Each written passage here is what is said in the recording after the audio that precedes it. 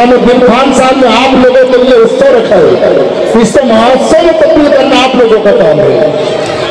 दोस्तों आइए मैं आप लोगों के दरमियान फिर से सावन हुसैन की आवाज दूं।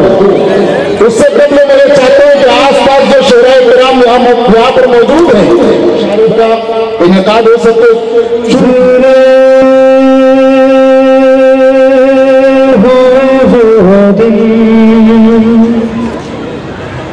वो ज़माना नहीं आते,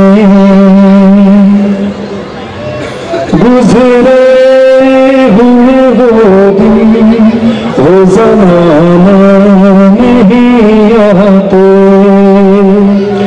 गुज़रे हुए वो दिन, वो ज़माने नहीं आते,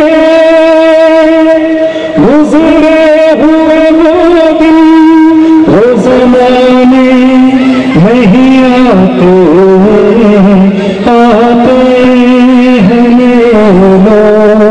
वो पुराने नहीं आते, आते हैं लोग वो पुराने नहीं आते।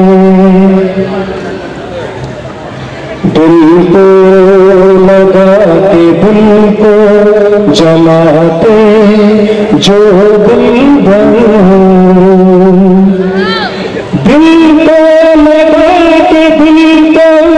जलाते जो दिल शेर में गौर कीजिएगा।